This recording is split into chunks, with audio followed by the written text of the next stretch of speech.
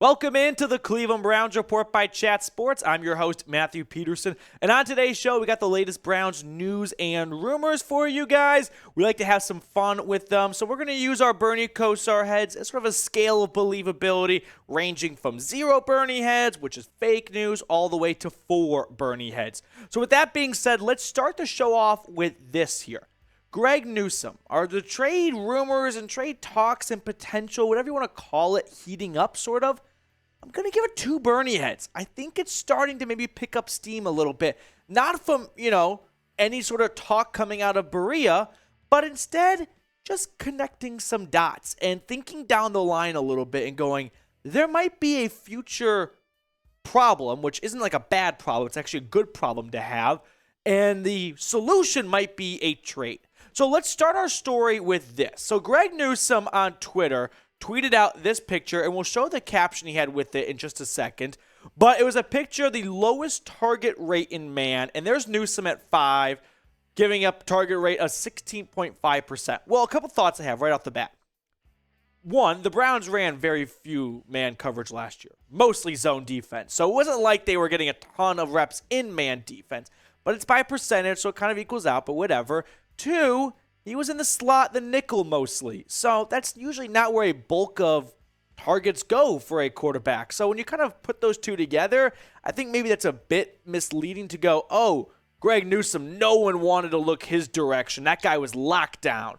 He was better than we probably give him credit for, myself included. But let's not go all the way to say the idea of this is he's a top 5 corner last year. Maybe like the number 5 sort of indicates. But here's what Greg Newsome tweeted. Okay, it was that picture with this here. Stay asleep. I had a down year, though. And he's clowning at people like me and like all the other commenters out there that said Greg Newsome had a bad year last year, which is probably a stretch if we're being honest.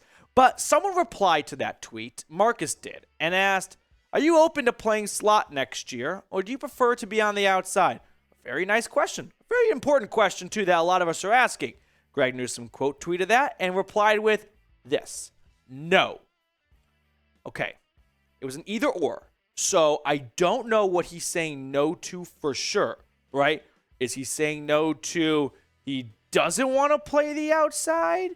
Or saying no to he doesn't want to play the inside? Or is he just saying no to the idea of him engaging in this conversation on Twitter about his preference, right? Saying, no, comma, I'm not talking about this over Twitter. I'll do whatever the coaches want. Most people think he is saying, no, I don't want to play slot corner anymore. So let's go down that path here. Because the problem is Martin Emerson and Denzel Ward are your outside corners. So does Andrew Berry want to flip Greg Newsome or keep him on the bench if/when, mostly when Denzel Ward misses a game, 2, 3, maybe even 4, hopefully no more. Didn't even mean for that to rhyme. Dr. Seuss. And then he gets to toss Greg Newsome out there because we know Andrew Berry likes depth at the cornerback position. That's why he drafted Martin Emerson last year with his first draft selection. So if you look at Greg Newsome's stats from his rookie season to his sophomore season, most people would have said he got worse. I think if you just did a blind sort of like sample of Browns fans without looking at any numbers, the numbers don't necessarily suggest that. One, his Pro Football Focus grade, which take it with a grain of salt or get in bed with it, actually went up. His tackles went up in more games. Pass breakups went down. Still no interceptions. But the idea of Newsome was like, hey, we're trading him because he's bad. No, that's not what's going on here. That's not the thesis of this conversation. It's that you've got 2 outside corners for 2 outside jobs, and Greg Newsome doesn't really have a home anymore.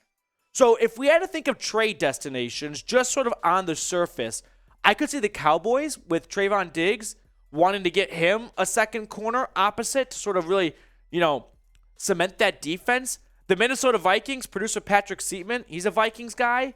I mean, he tosses and turns in his sleep all night thinking about getting a real corner because Patrick Peterson was their best last year, and he's like 50. The Patriots' best corner, Jones, he's also like 40, and he's a free agent this year. So that could work. The Falcons opposite of A.J. Terrell, maybe. The Lions, Jeff Okudah, it's hard to really say what his future is moving forward. They could use some help at the secondary position. So if I had to pick one of these teams, I think the Cowboys would probably make the most sense because they probably feel like they are very close to a Super Bowl, and adding another guy on defense, even though Dak kind of sucks in my opinion, could be the last missing piece. So I put down third or fourth. I really don't like it. I think it's probably worth more than that, but I don't know if you'll get more than that. That's a conversation for another day. At the end of the day, though, unless an insane offer comes in, like a first-round drip pick, which I think Barry would pounce on immediately, I'm guessing Andrew Barry will keep Greg Newsome for depth because he knows he's probably going to need to call on Newsome to start a handful of games when an injury happens, because that's sort of the deal with Denzel Ward so far in his career. So unless he is blown away with an offer, we sort of learned through the Kareem Hunt trade saga that he ended up holding on to him because he didn't feel he got an offer that he was worth. And maybe he learned from that, and he probably should have traded Kareem Hunt and whatever, but maybe he decides, hey, we're only getting, say a third for Greg Newsome, and the conversation starts at a second and no one's offering. Well, then I don't think Barry's the kind of GM that would sink below his initial asking price and go, all right, you can have him for a third. We didn't get what we wanted for him. So let me know what you guys think, though. Should the Browns, or would you trade Greg Newsome? T for trade or P for pass? So moving on here, the next story on the show. Greg Newsome for Jerry Jeudy. Kind of a little bit of a bridge from this first segment. I'm going to give it one Bernie head. This has been the number one topic on Browns Twitter every 2 or 3 days. It just recycles and comes back up all of a sudden, no matter where you are on the internet, about trading Greg Newsome for Jerry Jeudy. And I've talked about it before, and we'll put this idea to bed in just a second. But today's Cleveland Browns report is sponsored by Athletic Greens. Now, I take AG1 by Athletic Greens literally every day. Why? Because you can get comprehensive and convenient daily nutrition at athleticgreens.com/chatsports. I recently gave AG1 a try because I hated taking pills and vitamins and wanted a supplement that actually tastes great. I take AG1 in the morning and it makes me feel ready to take on my day. It also really helps me with starting my day on the right foot and kind of getting into a healthier lifestyle and habit at the start of the day. I start the day with making one great choice, which is AG1, and more healthy decisions then follow. Also, covering my nutritional bases for the day literally couldn't be easier, which is why I trust Athletic Greens. All I do is just mix one small scoop of AG1 with water. I drink it first thing in the morning, and it's done. I also love that it costs less than $3 a day, which is pretty good if you ask me. It's a really effective daily habit with the highest quality sourced ingredients, so win-win. If a comprehensive solution is what you need from your supplement routine, then Athletic Greens is giving you a free 1-year supply of vitamin D and 5 free travel packs with your first purchase. Go to athleticgreens.com/chatsports. That's athleticgreens.com/chatsports and find out more about the awesome benefits that come with it thanks to our friends at Athletic Greens. That link's in the comments and the description of today's show. So getting back to the idea of trading Greg Newsome or flipping Newsome for Jerry Jeudy. Not to pick on Tyler Johnson. He's a great follow on Twitter, but he's sort of been the ringleader of this idea, I think, of trading Greg Newsome for Jerry Jeudy. Who says no? The Broncos say no, right?